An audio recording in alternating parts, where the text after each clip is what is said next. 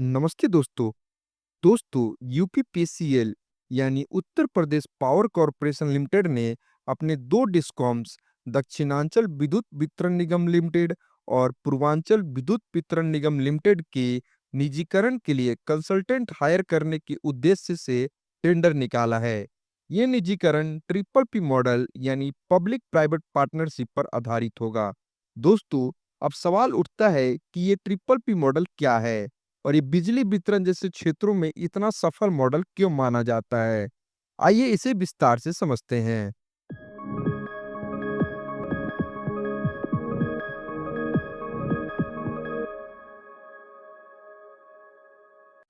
Public private partnership यानी triple P बिजली के क्षेत्र में सरकार और निजी कंपनियों के बीच एक ऐसा समझौता होता है जिसके तहत बिजली की सेवाएं दी जाती है। ट्रिपल पी मॉडल में 51% हिस्सेदारी प्राइवेट कंपनियों के पास होती है, जबकि 49% हिस्सेदारी सरकार के पास रहता है। फील्ड में प्लानिंग से लेकर एग्जीक्यूशन तक का सारा काम प्राइवेट कंपनी की जिम्मेदारी होती है। इसमें कैपेक्स प्लान करना, ओपेक्स प्लान करना, नेटवर्क की प्लानिंग करना, नेटवर्क इंस्टॉलेशन और उसका एग्जीक्यूशन करना भी शामिल होता है। लेकिन दोस्तों, यहाँ एक मजेदार बात यह है कि प्राइवेट कंपनी के पास बिजली किस रेट पर ग्राहकों को बेचनी है, ये तय करने का अधिकार नहीं होता। ये जिम्मेदारी उस राज्य की रेगुलेटरी कमीशन के पास होती है, जो सरकारी होती है। उदाहरण के तौर पर यूपी के केस में ये जिम्मेदारी यूपीईआरसी यानी Uttar Pradesh electricity regulatory commission के पास है। सरकार तय करती है कि किस कंपनी को कितने रेट पर बिजली बेचनी है। लेकिन दोस्तों, जो बिजली खरीदने की कीमत है वो प्राइवेट कंपनी के हाथ में होती है। आमतौर पर जब कंपनी बिजली खरीदती है तो वो जेनको यानी जनरेशन कंपनी से होती है। ये खरीदारी लॉन्ग टर्म के लिए होती है, यानी 2 या 3 साल पहले ही बिजली खरीद ली जाती है। अब दोस्तों, अगर हमारे किसी दर्शक को ये लग रहा होगा कि बिजली के निजीकरण से बिजली महंगी हो जाएगी, तो ऐसा नहीं है। बिजली का रेट निजीकरण के बाद भी सरकार ही तय करती है। अब आपके मन में ये सवाल उठ सकता है कि फिर बिजली कंपनियां अपना मुनाफा कैसे कमाती हैं? आखिरकार ये कंपनियां यहाँ मुनाफा कमाने ही तो आती है। तो दोस्तों, ये सब 2-3 पैरामीटर पर निर्भर करता है। इसमें से पहला है एटीएनसी यानी aggregate technical and commercial losses कम करना। रेगुलेटरी कमीशन से कंपनियों को एक टारगेट दिया जाता है कि आपको एक निश्चित अवधि में अपने एटीएनसी लॉसेस को कम करना है। उदाहरण के लिए मान लीजिए कि अभी यूपीपीसीएल का एटीएनसी लॉस 23% है, जो प्राइवेट कंपनी को 2028 तक इसे 15% तक कम करना है। यदि कंपनी ऐसा कर देती है तो उसे दो तरह से फायदा होगा। पहला, लॉस कम करने से कंपनी को डायरेक्ट प्रॉफिट होगा। दूसरा, रेगुलेटरी कमीशन द्वारा दिए गए टारगेट को पूरा करने पर कंपनी को एक बोनस या छोटे इंसेंटिव मिलेंगे। दूसरा है कैपेक्स के जरिए निवेश और रिटर्न। प्राइवेट कंपनी जो पैसा लगाती है वो कैपिटल इन्वेस्टमेंट यानी कैपेक्स के रूप में होता है। उदाहरण के लिए मान लीजिए कि कंपनी को एक ग्रिड बनाना है, जैसे 66/11 केवी। इसके लिए कंपनी को पावर ट्रांसफार्मर, स्विच गियर और अन्य उपकरणों की जरूरत होगी। अब इस काम के लिए कंपनी दो जगह से पैसा उपयोग करती है। पहला, इन्वेस्टर से अपने इक्विटी के जरिए। दूसरा, बैंक से लोन लेकर। आमतौर पर ये अनुपात 30-70 का होता है। जो पैसा लगाया जाता है उसे टैरिफ के जरिए लंबे समय में उपभोक्ताओं से वसूला जाता है।